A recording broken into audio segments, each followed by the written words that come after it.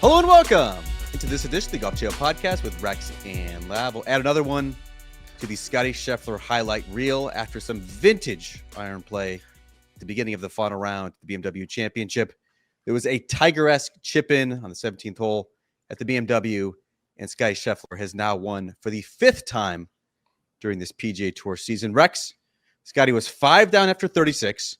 He was 4 down after 54. Invoking Tiger Woods once again and Dan Hicks. You expect anything different? No, you really don't. And even when he was 5 down going into the weekend, you kept thinking to yourself, he has 36 holes. I mean, Scottie Scheffler can make up 5 strokes probably in 5 holes, and that's pretty much what he did. Now, part of that, let's be honest, Robert MacIntyre sort of let him back in on this one. It's not as though Robert MacIntyre had much fight in him on Sunday. He played his first 5 holes in 3 over par, didn't make his first birdie until the 16th hole. So it's not as though Bobby Mack put up a heck of a fight, but it was Tiger-esque and all the way to the point. And we talk about this a lot when it comes to Scottie Scheffler, that maybe his brand of golf isn't quite exciting. And I'm not quite sure why we have that conversation, because there's an artistry to it. He does do things with the golf club, things with the golf ball that we haven't seen anybody do really since Tiger Woods. He just does them in a slightly different way. But this isn't Jordan Spieth out there. It's not going to be exciting. He's not hitting it all over the lot and talking to himself and yelling at poor Ted Scott when he's back on the bag. He kind of is very methodical. And I think that's what we saw for the better part of Sunday. But then 17 was just cool. That's exactly what you expect out of someone like Scottie Scheffler. That's what Tiger Woods did in his prime, and it was awesome to see him do it. Now, had a 1-stroke lead, kind of made just walking up 18 a little bit more relaxed for him. But yeah, it was awesome.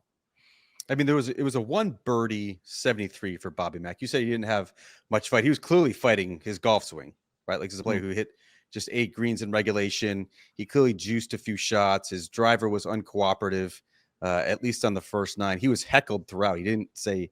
He had no comment when asked by reporters whether the tour staff at Cape Valley did a good enough job policing some of the jeers that were directed in his direction. So it was clearly a very difficult weekend for Bobby Mack, going against one of the most popular players in the PGA Tour, and obviously the number 1 player on that upcoming U.S. Ryder Cup team. There's certainly a sense of inevitability, to your point, right, when he's 5 down at the halfway point. It certainly happened quicker on Sunday than I was anticipating. He was tied for the lead on the 5th hole. He took the lead outright on the 7th and never surrendered it. But there is a sense of inevitability, because that's what happens when you lead nearly 40 statistical categories on the PGA Tour. Like, what we're seeing is you can throw out all the Tiger comparisons you want. Like, we have not seen a player like Scottie Scheffler since Tiger. Like, he's so accurate off the tee that he puts boatloads of pressure on his opponent. You certainly saw that with Bobby MacIntyre. He hit just 1 fairway on his opening 9, let Scottie Scheffler in because he didn't miss a shot over that stretch. The iron play is elite. He was only, quote unquote, only 5th for the tournament. He was 2nd on Sunday, but he birdies 3 of his first 5 holes to, again, get right back into the fight.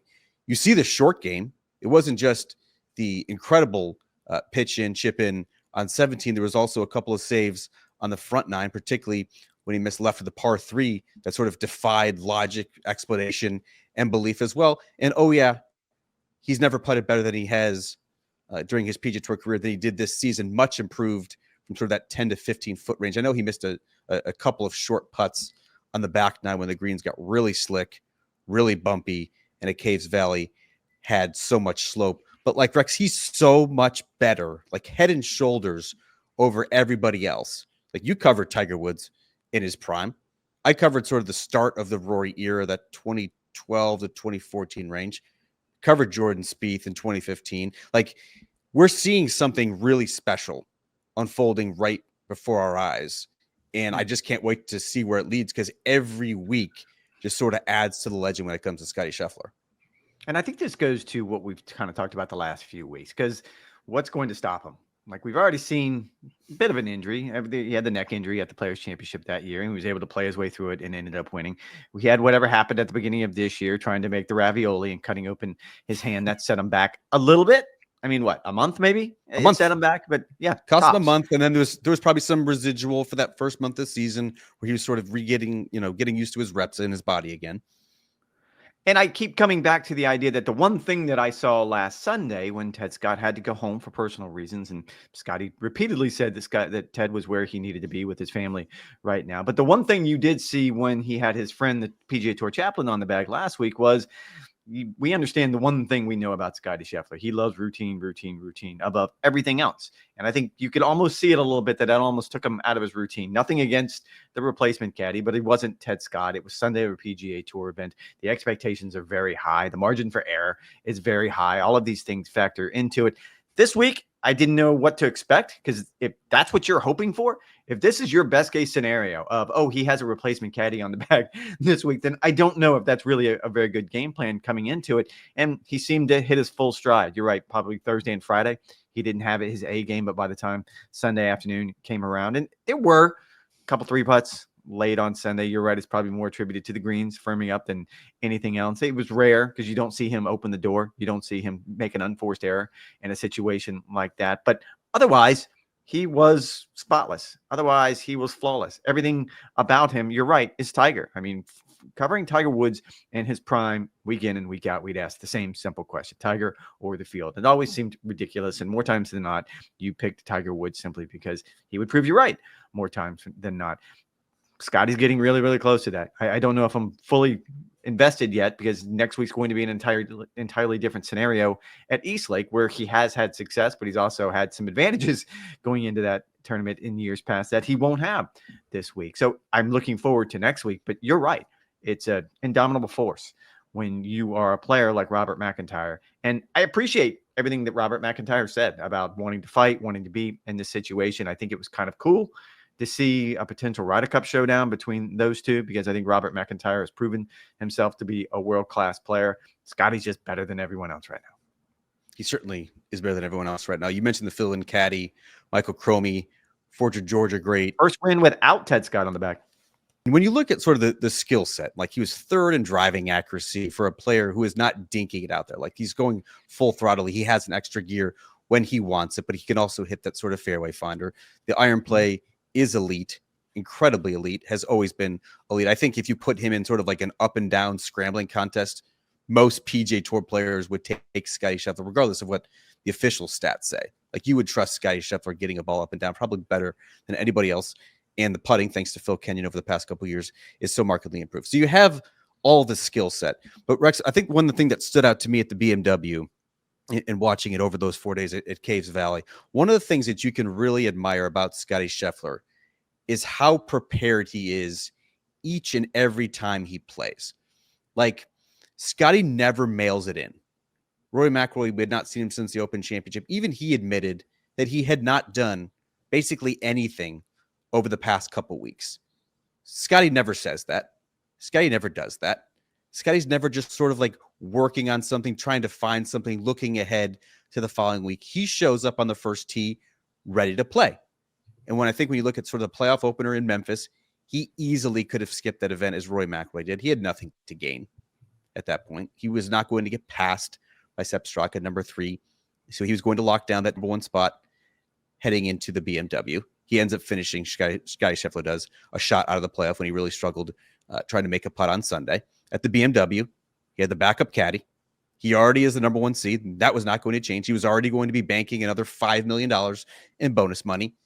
He hunts down a world-class player on an increasingly difficult golf course over the weekend. He said he was spent. He said he was tired, but he was ready for the fight. Like, it doesn't matter where Scottie is playing. It doesn't matter what's going on in his personal life, his caddy's personal life, any other sort of outside distraction. He is always ready to go on Thursday morning. And I think that's why I think you see this like mind-numbing consistency where he always finishes inside the top 8. But that skill is so transferable throughout the course of the regular season. And I think to me, it's one of Scottie's most admirable qualities. And I do think, again, context is going to be important here, because Robert MacIntyre, out of the top 10 players going into the final round, only 2 of them didn't shoot par or better. It was Bobby Mack and Ludwig. I mean, he played poorly. Not a lot of fight in there. Sometimes you say you lose. Sometimes you say you got beat. In this particular case, I think it's probably a little bit of column A, a little bit of column B. to your point, and he was asked about this with our colleague Carl Banks afterwards about, I think it's 16 consecutive rounds under par right now on the PGA Tour. And he immediately went back to, I don't take a round off. I don't take a hole off. I don't take a shot off. I don't even know if that's a Tiger Woods trick, because that seems to be something that it's easy to say everyone shows up every week to win. Like, you want to be focused, but that's simply not true. I think it would apply to any lot in life. Whatever your job is in life, yes, I'm sure you want to do very good at work, but some days you're going to have bad days. Some days you're going to have good days. Some days you're not going to be focused. Certainly, I'm guilty of that more times than not recently. However, I think when it comes to Scottie Scheffler, I think it's an amazing attribute that you're right. He didn't have to be in Memphis. He didn't even really have to be at the BMW Championship. You talked about wanting to lock up that top spot. What does it even matter? We don't have starting strokes anymore. It's not as though he would have gone into East Lake third or fourth or fifth. It doesn't matter. Lowest score wins, and you're going to be the FedExCup champion. But yes, it's an amazing ability of his to focus on every single shot and to be prepared. And the few times when he hasn't, and probably go back to the beginning of this season, and I think it crystallized for most of us that the hand injury set him back essentially a month. And it took him a month to play his way to where he wanted to be, where he needed to be, where he felt most comfortable when he showed up. It's so simple, though. You and I have seen it so many times with him and Randy Smith on the range. It's the molded grip. It's making sure his alignment's right, making sure that the footwork is what it is. I mean, and it's never complicated. It certainly is never complicated. And Roy even mentioned after the Open, like, yeah, I won 3 times this year. That was when Scottie Scheffler was dealing with the fallout with the injury, and he was not playing his best golf at that point. He said it sort of tongue-in-cheek, but also there's a whole lot of truth in that. Scottie Scheffler was not at his best. Roy McIlroy took advantage, and he completed the career Grand Slam. You could make the argument, Rex, that the Scottie-Bobby Mac duel that we had at Caves Valley was actually sort of like the least important storyline, which is something a little bit odd to say, a little bit absurd to say in the second playoff event. But you had sort of more storylines just like you had them in Memphis. Let's start with the Ryder Cup in the automatic qualifying, which ended after the BMW Championship. There was actually no movement among those top 6 players. They stay the same as they did last week. It's Scottie Scheffler, it's JJ Spawn, it's Xander Schauffele, it's Bryson DeChambeau, it's Harris English, and it's Russell Henley. Those are your 6 automatic qualifiers for the U.S. Ryder Cup team. Team Europe's 6 automatic qualifiers will be determined after this week's British Masters on the DP World Tours. That's why we're focusing right now on the Americans. What did you learn about the other players who are in the mix? Because keep in mind, this week's Tour Championship is the final chance to audition and impress U.S. captain Keegan Bradley. Well, twofold. One of them, Maverick McNeely, certainly showed us something, and he probably hadn't been playing his best golf coming into this week. And I think it's safe to say that this was largely with the Ryder Cup on his mind. And every captain's going to say the same thing. Every captain's going to tell you that this is not a 1 week or a 2 week, essentially playoff qualifier for the Ryder Cup. This is a 2-year cycle. You need to factor in so many different things. However, there's a reason why they wait so late in the process to make these selections now. It's the Billy Horschel rule from a few years ago, where you want the hottest hand. And I can imagine a scenario where I don't know where Maverick McNeely actually falls on the big board that's in Keegan Bradley's war room right now, but my guess is he's inside. He is probably one of those 6 picks coming up. I mean, I guess we can sit and bat it back and forth. However, if he has another good week at Eastlake, I don't know how you keep him off the team. There was a couple other. I think Ben Griffin was fascinating because he's sort of in that limbo, that no man's land. And he talked about after his round today, the idea that he wanted to come in and actually try to lock up one of those automatic qualifying spots. I don't even know if it was statistically or mathematically possible. Depending on how he would finish, I guess if he'd won, maybe finish second. But I think it was on a lot of guys' minds. I don't think there's clarity, but if you're going to look at one small piece of movement, again, very small sample size, Keegan Bradley, who had been hovering at 10th, slipped to 11th. And I'm not sure what that means. I still would argue that he is still among the top 12 Americans by any measurement, by any metrics. But I think there is maybe a sliver of doubt now that wasn't there a few weeks ago. Ben Griffin said that he overdosed on creatine. Have you ever done during that? the final round? I have not, as you can tell by my physical physique. I have never overdosed on creatine. I think Ben Griffin's point was well taken, that you sort of want to take the guesswork out of it, particularly in a player who's going to be a Ryder Cup rookie. You don't want to have to be a pick. You just want to take matters into your own hands and be among the top 6 qualifiers. I do think Ben Griffin is going to be on that team. I don't think it's particularly close. So in one sense, Rex, I think after the BMW, we have clarity. On the other hand, I think that we have like complete pandemonium potential and just complete and utter chaos. Like Justin Thomas, Collin Morikawa, Ben Griffin, to me, those 3 players should be considered locks for that U.S. Ryder Cup team.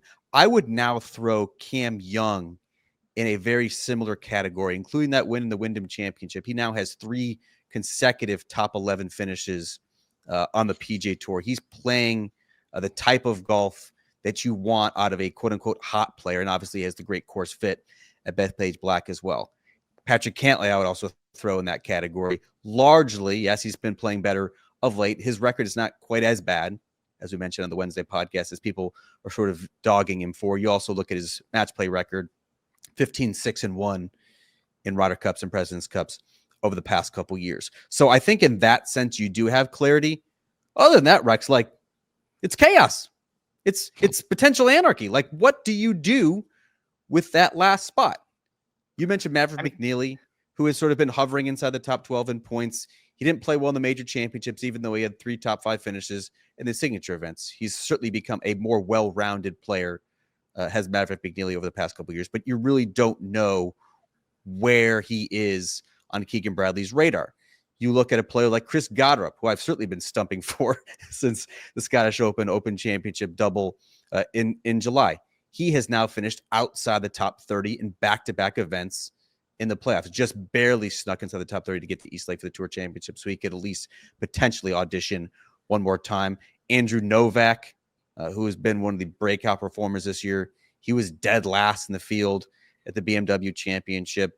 Brian Harmon, who's sort of right there, at least points-wise, he's not a good fit for Bethpage Black.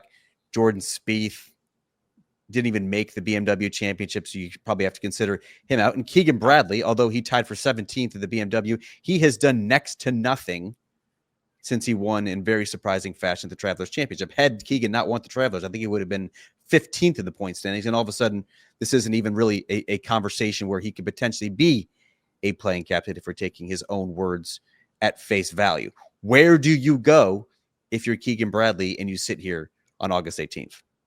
Well, and I'm not quite sure I 100% agree with what you said. I think you picked Justin Thomas, Collin Morikawa, Ben Griffin, and Mav McNeely as locks right now. So that would be 10. Nope.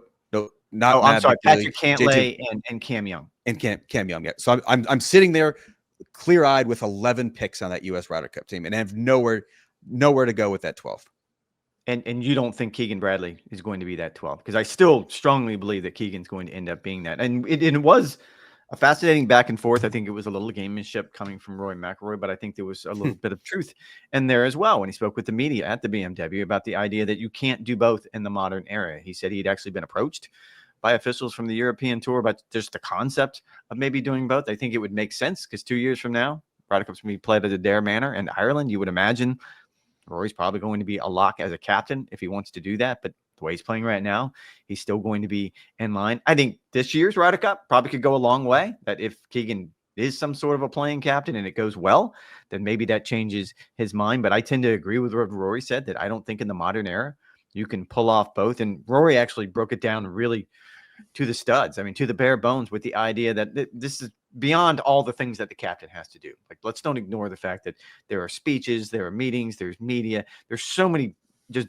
countless things that a captain has to do. But the one strategically that I think Rory pointed out that was worth visiting is that if you make yourself a pick, Keegan makes himself a pick. Essentially, you're picking someone that can only play one team match on Friday and one team match on Saturday. Why would a captain tie his hands like that? Because at some point, Keegan's going to have to captain. He can't be on the golf course all day long.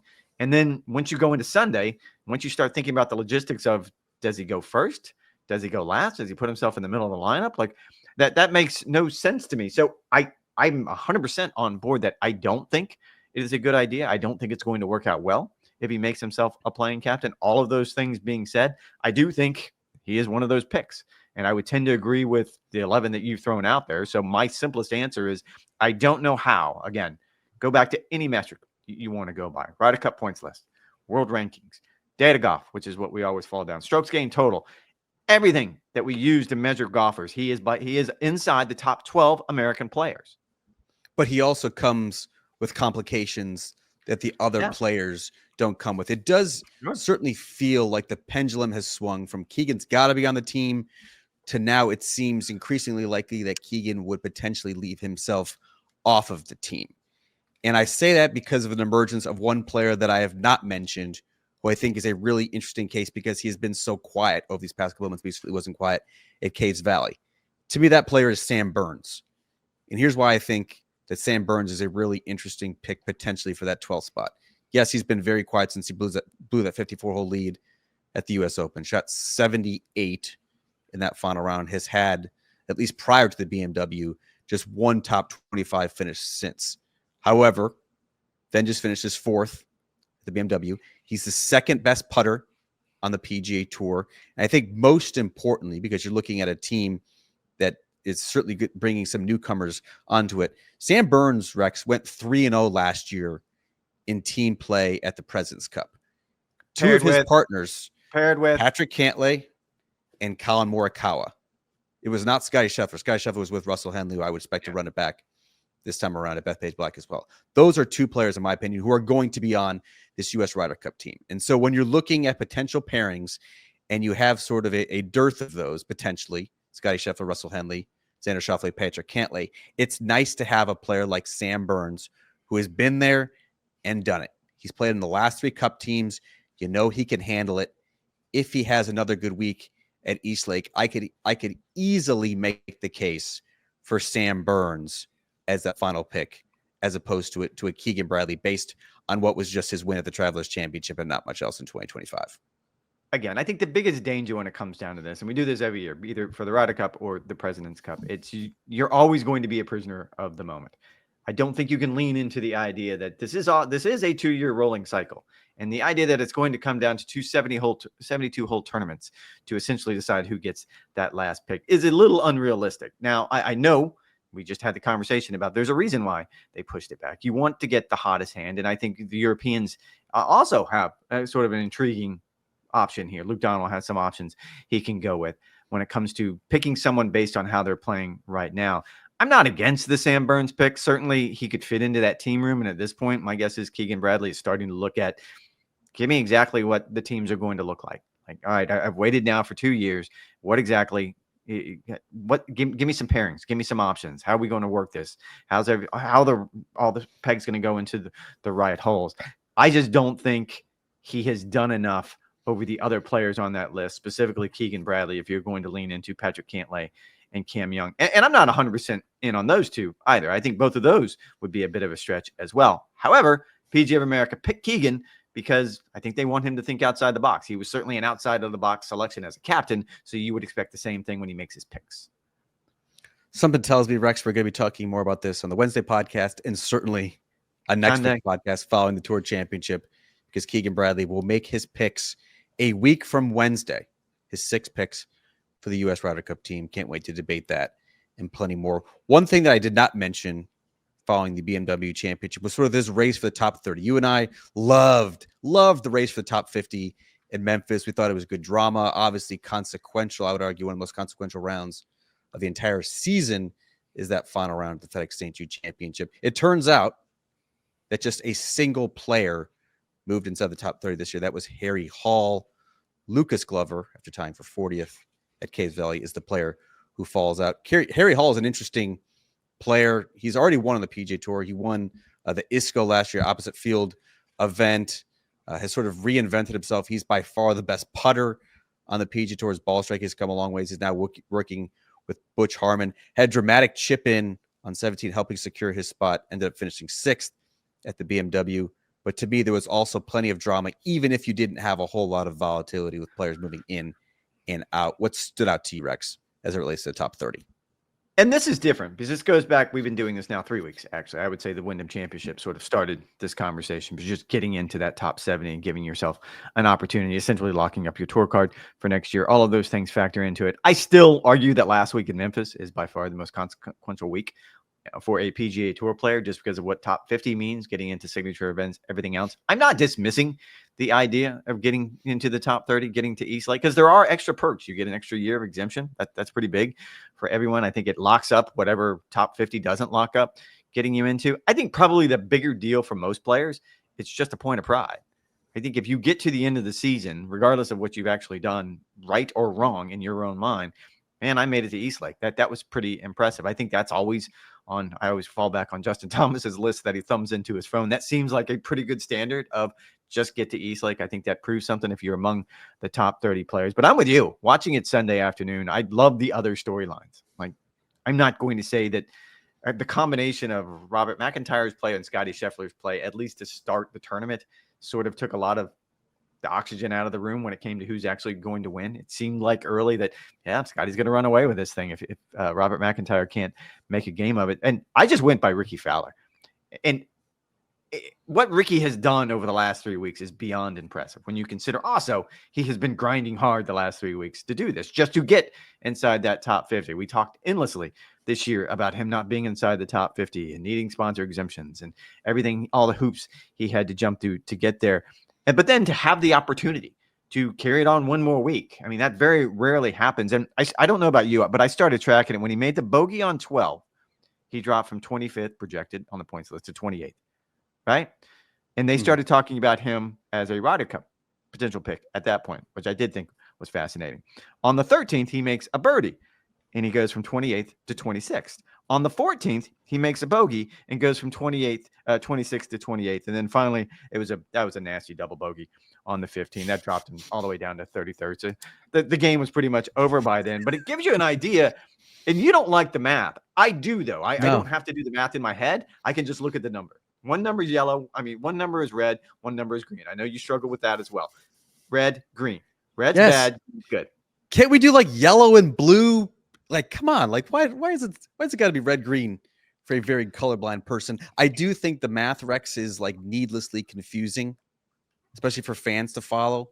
And you have to do like some long division to figure out why a birdie bogey swing between two players who would seemingly have no sort of correlation, why that has a bearing on the top 30. Like, I do think that was a little bit needless. However, it certainly was compelling on Sunday, right? It was Akshay Bhatia making 4-lay bogeys, but still sneaking in. It was Chris Goddard going to his parents' house in New Jersey and still sneaking in. It was Michael Kim's bogey on 17 and then getting bumped out when Victor Hovland, his playing competitor on Sunday, birding 18 to knock him out. But you're right. Like, Ricky Fowler's plight was by far the toughest to watch. You mentioned 15, like being in the middle of the fairway, airmails the green, flubs the flop shot, makes double bogey to drop outside the number. Is it relates specifically to Ricky Fowler? Yes. Was he disappointed afterward? Absolutely. But this, I think, big picture was 2 great weeks for him. Back-to-back top 10s in the FedExCup Playoffs against the very best of the PGA Tour season. His top 50 status is secure.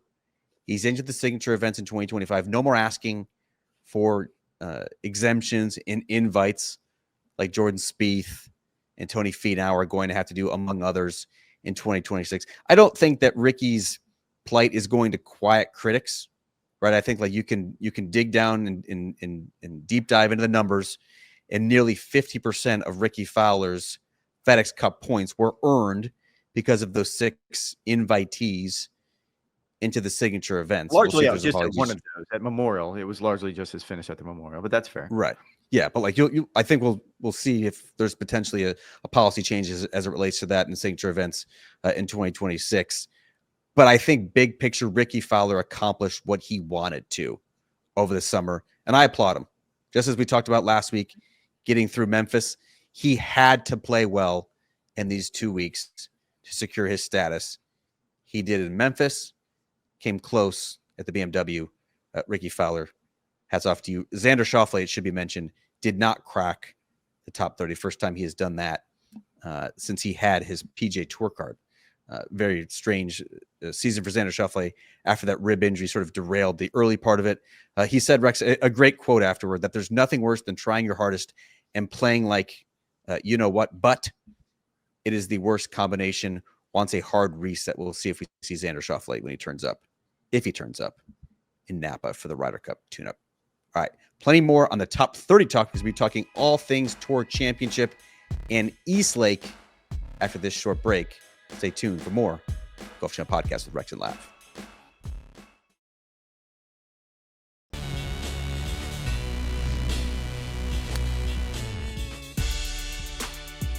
All right, Rex. Scottie Scheffler clinched the #1 seed in the FedEx Cup standings before even teeing it up at the BMW Championship. But newsflash, that doesn't even matter. On May 27th, in the middle of the PGA Tour season, the tour announced that it was getting rid of the staggered start format that had been in place since 2019. Now, as you get ready to head to East Lake for the 30-man Tour Championship, it is just winner take all. Lowest score after 72 holes doesn't just win the Tour Championship, they also win the season-long FedEx Cup race. Now that it's here, we're at the PGA Tour's grand finale. What do you think of it all? I'm going to miss doing the math. The way I figured out how to do the spreadsheet and find out who's actually should have been winning versus who was winning using the old shadow leaderboard. Yeah, it's the old shadow leaderboard. And you could always go to the official World Golf Ranking because they only use the true leaderboard, not the starting strokes leaderboard. It gets rid of a distraction that was unnecessary. I understand what the tour was trying to do. And again, this is 2 decades of nip and tuck and tinkering. Like they've tried to come up with a formula that works. And clearly, if Scottie Scheffler, who owns this thing, doesn't like the format, then you probably have gone down the wrong road. Let's go somewhere else. It'll be simple. I do appreciate that. I think we're going to have a conversation on Sunday is if we run into a situation where a player not named Scottie Scheffler or Rory or maybe even Sepp Straka, I guess, but give me someone out of the top 5, maybe the top 10, where you could make a vague argument that they should win the FedEx Cup. If the 28th player, I don't even know who that is right now, ends up winning, then you're going to have a problem calling him the FedEx Cup champion because that person has always been someone that players, not the media, not the fans, have decided over these 2 decades is important. Winning the FedEx Cup Championship is a standard. Normally, when I get to East Lake, I start working on stories about players of the year, rookie of the year, and what the races look like. Clearly, the player of the year race isn't going to be much at all. It's Scottie Scheffler over and over again. However, I have noticed in recent years, maybe 5 or 6 years, that when you start having these conversations that players would opt to, well, it kind of depends on what happens this week. Because the Tour Championship, the FedEx Cup, they mean something to the players. I've made this argument when it comes to the Players' Championship for a long time. It's not going to be the media. It's not going to be the fans. It's not going to be the PGA Tour that decides if the Players' Championship is the 5th major. It's going to be the players. If they decide it's one of their 5th most important events, then that's what it's going to be. And I made the same argument about the Tour Championship and the FedEx Cup, that it started to impact important decisions like Player of the Year. I don't think that's going to be the case anymore. I'm not necessarily saying that's a terrible thing, but what the tour had created during a time of year when we're probably not paying a lot of attention to golf. Let's be honest. Football season is starting. You and I both have fantasy drafts coming up. There's a lot of things on our plates. So I always gave the tour their flowers when it came to what they created during a time of year when there's not a lot of interest there. I just think this move, the right move, is going to take away from that interest a little bit. As a general rule of thumb, I don't think it's very good when you're 18 years into the FedEx Cup era and guys are still being asked, A, what you think of the format, and B, what do you think it really means to be a FedEx Cup champion? Like, if you're still asking that every year since 2007, then you probably don't have something that makes it very clear. The PGA Tour, if you listen to them, the FedEx Cup has always sort of, connoted season-long winner, while also they're also insisting that this is a playoff and anything can happen. And they always cite the New York Giants upsetting the New England Patriots and upsetting and breaking that unbeaten season, because anything can happen in the postseason, just like anything can happen in the golf postseason. In my opinion, and I sort of want to reserve some judgment because I want to see how it plays out. But in my opinion, as I sit here on the eve of the Tour Championship, this format does feel like a poor version of both of those things. It feels like a poor version of trying to crown a season-long champion, and it feels like a poor version of a playoff. Now, I've been led to believe that this is just going to be a bridge year, right? Like they made this decision in the middle of the 2025 season that we're going back to just a 72-hole stroke play tournament, just like it's always been, prior to 2007. We're all for all the points and all that. Just win the Tour Championship, and now you're just going to be the FedEx Cup champion. Like, I get it. It's simplistic. It's easy for fans to wrap their heads around. It's when you sort of wrap around all of this other meaning to what a FedEx Cup title is supposed to be that I think it becomes a little bit convoluted and I think is missing the point. Where are you in terms of like your level of excitement to see how this pans out as opposed to previous years, particularly since 2019 when that staggered start format was put into place? Oh, I'm not particularly interested in who wins the FedEx Cup. That doesn't interest me at all. I'm interested in everybody starting at even par. I'm interested in the idea that Scottie Scheffler, Rory McIlroy, who plays East Lake phenomenally. So I do think that levels the playing field a little bit when it comes to those two players. Anything can happen. And look, Scottie has gone in there with the advantage the last 2 years, I believe. And Yep. it's worked out well for him, but he has needed that advantage. So I think certainly that's something to keep an eye on. And just to circle back around to something that you said, I feel like that what the tour has done with the regular season, let's just separate the two. Let's just crown the regular season champion, who was Scottie Scheffler. Let's give him a big check. If you'd like to come up with some sort of trophy, that's fine too. But let's leave that behind.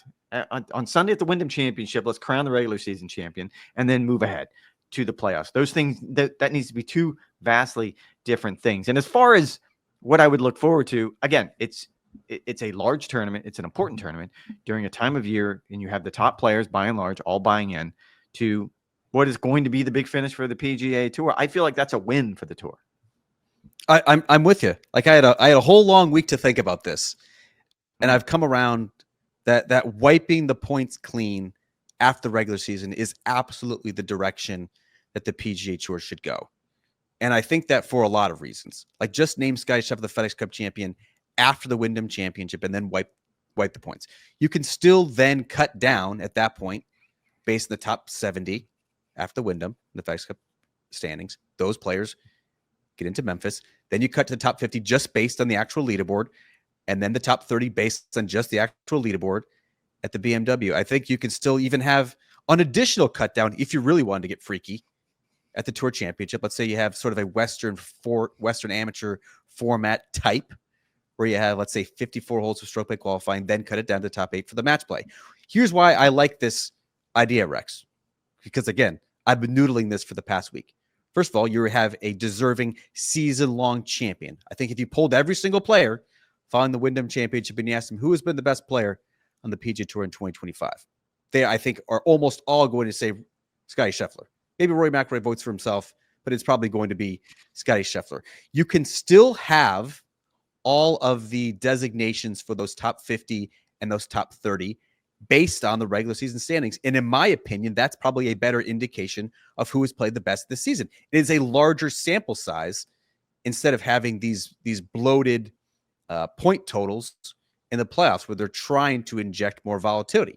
So the top 50 after the Wyndham Championship, those are the players then get gain entry into these signature events in 2026. You can still have the top 30. Those are the players who are going to get the 2-year exemption and exemptions into 3 major championships. You can have all that stuff happen after the Wyndham Championship. And then I think, Rex, because of that, you will then have sort of a trickle-down effect, even a reverse flow, where all of a sudden the 3Ms of the world and the Wyndham Championships even gain more stature, gain more importance, because then those players are jockeying for the top 50, top 70, top 30, trying to get into there as well.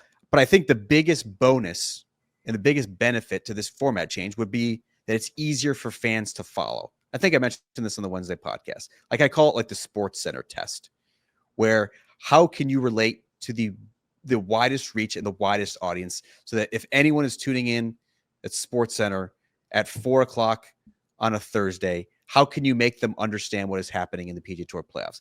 Having birdie bogey swings between Michael Kim and Victor Hovland when you have no sort of bearing on why that matters, like that to me is convoluted. That to me is confusing to the mainstream general sports audience.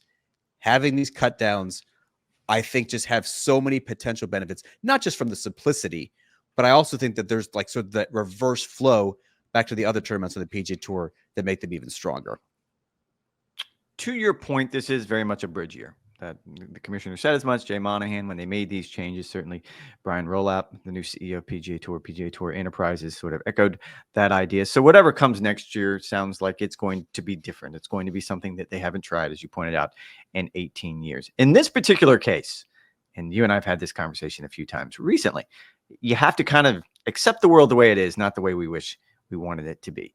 And I tend to agree with you that the starting to cut backwards from Memphis all the way to the Tour Championship is the easiest solution to create a quote unquote true playoff. And I think that's the best way to do away with Rory McIlroy skipping the first playoff event. That's the easiest way. if you crowned a season-long champion, a regular season, then yes, go into the playoffs and give it all of that volatility. The twofold problem is, one, I'll address match play because you keep circling back around to it. It's not the sponsors, it's not the media partners, it's not even really the tour that doesn't want some version of match play at East Lake. They've been bouncing this back and forth for 2 decades now. It's the players who have decided that our standard, more times than not, 50 weeks out of the year, is 72 holes of stroke play. Why would we change it for our own playoffs, for our own biggest events? So it would be the players.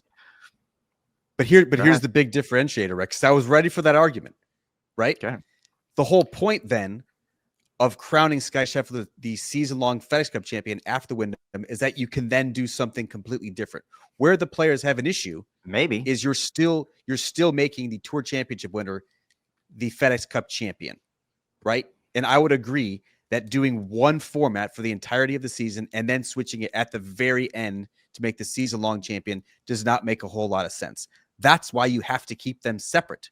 Call Scottie the FedExCup champion, and then you can do match play in this playoff bonanza, whatever you want to call it. Players would not, or at least should not have as much of an issue with that because it's completely separate and it's completely different than what you were doing right now if all of a sudden you just made the match play finale. And maybe they wouldn't. I don't know. Maybe in their mind, if you can convince at least the vast majority of players that this is going to be 2 different things. These are 2 different animals. Like on one side, you have the regular season. On the other side, you have the playoffs. Let's try to do something new. Let's try to do something innovative. That's what Brian Roloff talked a lot about. He wants to innovate on the PGA Tour. That would be one way of doing it. The other half of the conversation, and I think this is the one that we're not going to get past. This is about accepting the world the way it is, not the way we want it to be.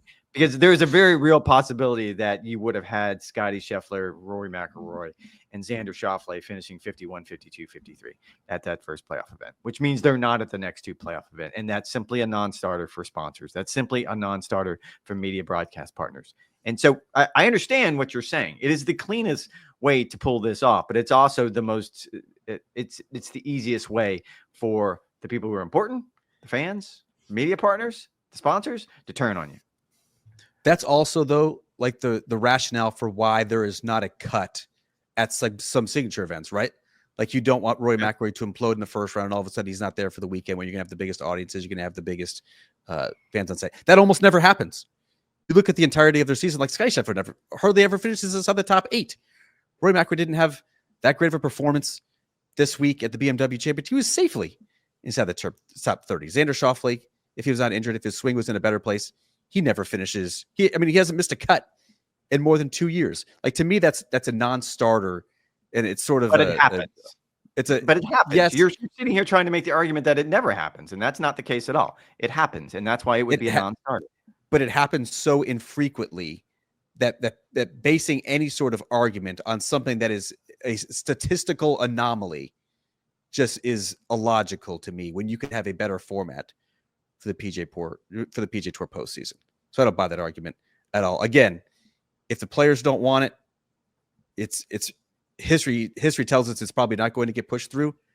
This is also, Rex, a brand new era for the PGA Tour. CEO Brian Roloff may be telling players, this is how it's going to go. This is what sponsors want. This is what fans want.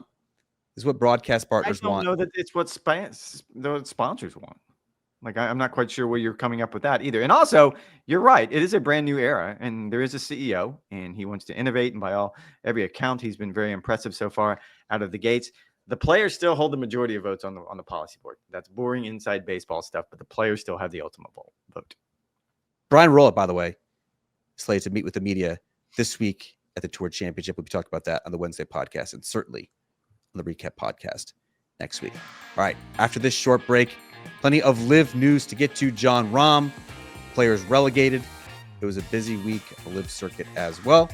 We'll get into that and more as this podcast continues.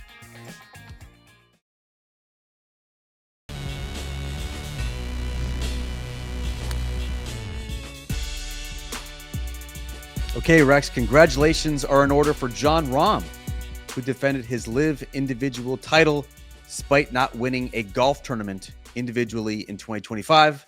Is this ridiculous? He lost another playoff. I think last week I said it's inconceivable.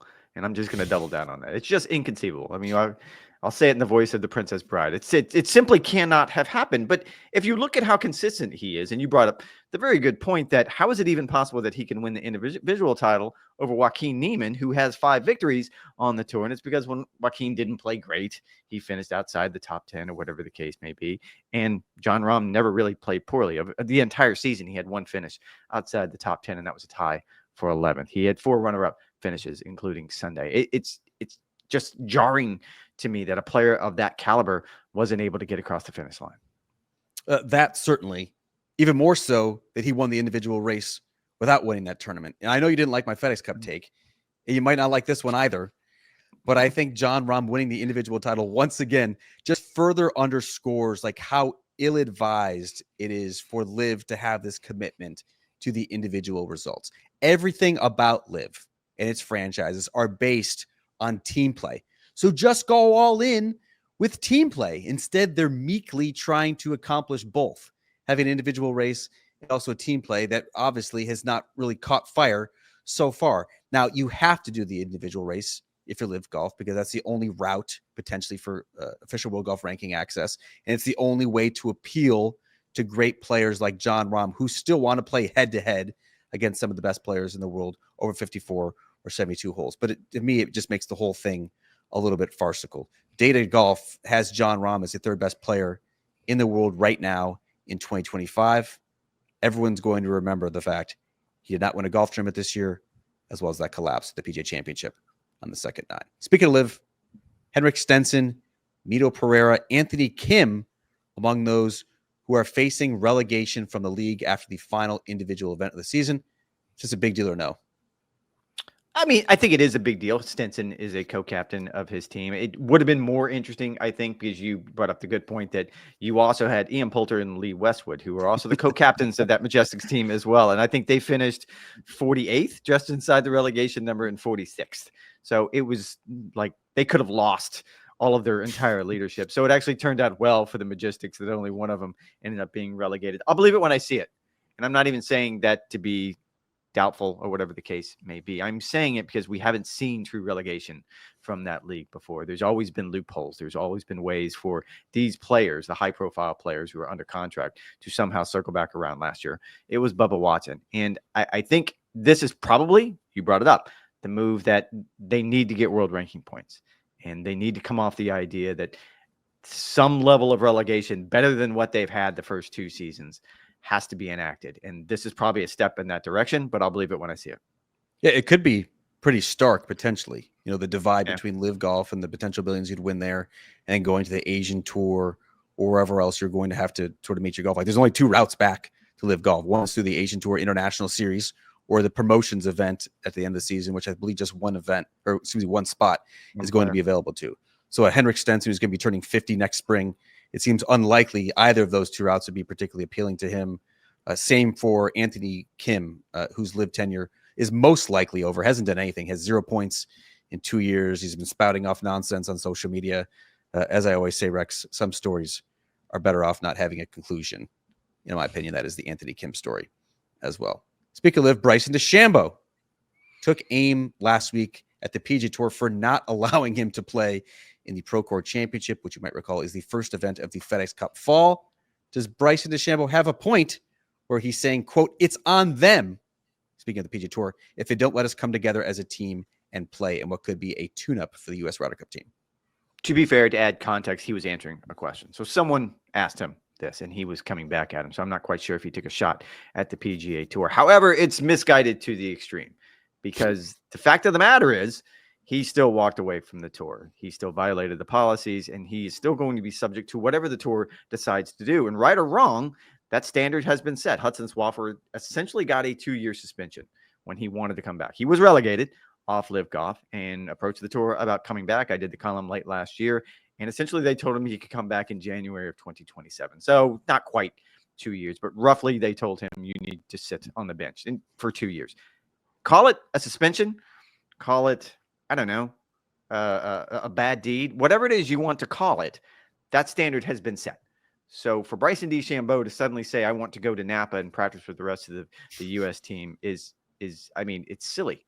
because he's not paying attention to what's going on in real life. And what's going on is the PGA Tour, they probably don't want to admit it publicly, they have set the standard. Yeah, I mean, the PGA Tour has no financial incentive to help out the U.S. Ryder Cup team. Like, why would you let Bryson play in this tournament? Would he be an obvious sponsor exemption? Sure. Would it generate interest for the pro car? Sure. That's not, I think, a good enough reason to potentially open up all sorts of other headaches, potential lawsuits. Who knows what could potentially transpire if they were allowed to Bryson DeChambeau to play here? That seems a little bit, I don't know, arrogant, ignorant, naive of what's going on. Naive. Maybe all three certainly apply. All right, Rex, you're off to Eastlake to cover the Tour Championship. You're going to be in the room where it happens with CEO Brian Rolapp. What's top of mind for you? What question are you going to ask him and why? Well, I think the playoff conversation that we just had, like what he's had a chance to sit in the big chair. He's been in the office now for almost a month. It feels like he's had an opportunity to start listening to players. He's had an opportunity to start listening to sponsors and media partners. What does he envision the playoffs are going to look like? Also, what are the signature events look like going forward? Is that this going to be the standard, or is he happy with what those look like this year? He has a clean slate. He can come in and essentially get a lot of things done right out of the gates because he wants to innovate. He wants to be that fresh voice. Looking forward to hearing what Brian Rolapp has to say. We'll certainly have more on the Wednesday edition of Golf Show Podcast. Rex and Laugh available on our YouTube page and wherever it is you get your podcast. In the meantime, you guys know the drill. MSCsports.com/golf, aka golfchannel.com for all of our latest news, features, and insights. In the meantime, thanks for listening. Thanks for the support. Talk to you guys on Wednesday afternoon.